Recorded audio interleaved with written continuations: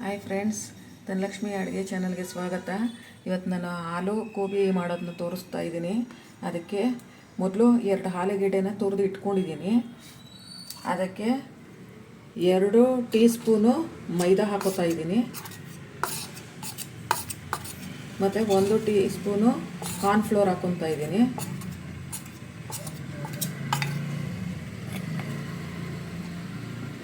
ಮತ್ತು 1 ಚಮಚ chilli powder ಹಾಕೋತಾ ಇದ್ದೀನಿ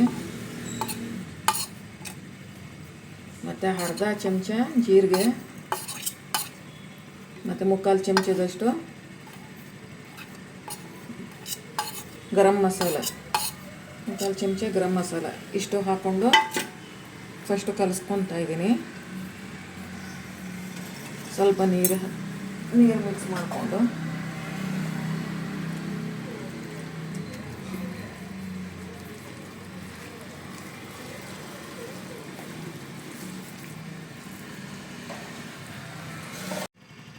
ಮತ್ತು ರುಚಿಗೆ ತಕ್ಕಷ್ಟು ಉಪ್ಪು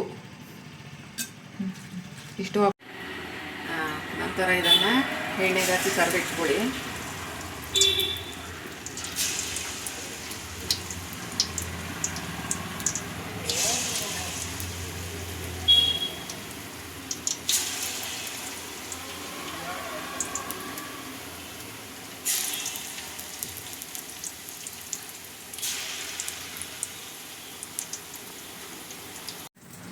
ವೀಕ್ಷಕರೇ, ಅದು ಬೇಯೋವರೆಗೂ ಇವಾಗ ಮೊಸರಿಗೆ ಒಂದು ಅರ್ಧ ಟೀ ಸ್ಪೂನು ಕಾರ್ನ್ಫ್ಲೋರು ಮತ್ತು 1 ಚಮಚದಷ್ಟು ಗರಂ ಮಸಾಲ, 1 ಚಮಚ ಏನು ಬೇಕಾಗಿಲ್ಲ, 1 ಚಮಚ ಹಾಕ್ಕೊಂಡ್ರೆ ಸಾಕು.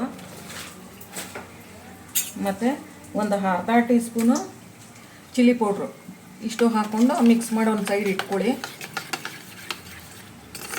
ನಂತರ ಒಗ್ಗರಣೆಗೆ ಒಂದು ಈರುಳ್ಳಿನ ಹಾಕ್ಕೊಂಡಿದ್ದೀನಿ.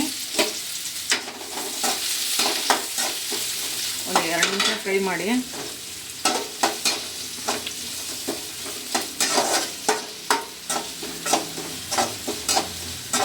ನಂತರ ಇದಕ್ಕೆ 3 ಬೆಳ್ಳುಳ್ಳಿನ ಚೆನ್ನಾಗಿ ಕಟ್ ಮಾಡಿ ಇಟ್ಕೊಂಡಿದ್ದೀನಿ, ಅದನ್ನು ಮಿಕ್ಸ್ ಮಾಡ್ತಾ ಇದ್ದೀನಿ. ಮತ್ತು 2 ಒಣಮೆಣ್ಸಿನ್ಕಾಯಿನ ಹಾಕ್ತಾ ಇದ್ದೀನಿ.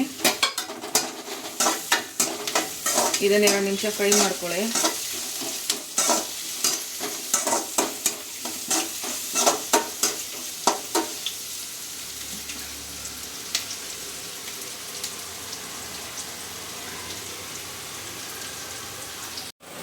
ನಂತರ ಇದಕ್ಕೆ ಆ ಮೊಸರಿನಲ್ಲಿ ಕಲಿಸ್ಕೊಂಡಿದ್ವಲ್ಲ ಆ ಮಿಕ್ಸ್ನ ಇದರೊಳಗೆ ಸೇರಿಸ್ತಾ ಇದ್ದೀನಿ.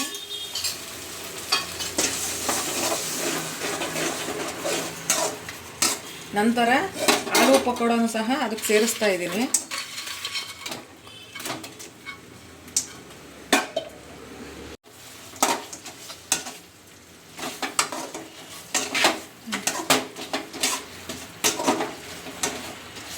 ನೋಡಿ ವೀಕ್ಷಕರೇ, ಈಗ ಆಲೂ ಗೋಬಿ ರೆಡಿಯಾಗಿದೆ. ಇದನ್ನು ಸರ್ವ್ ಮಾಡ್ಕೊಳ್ಳಿ.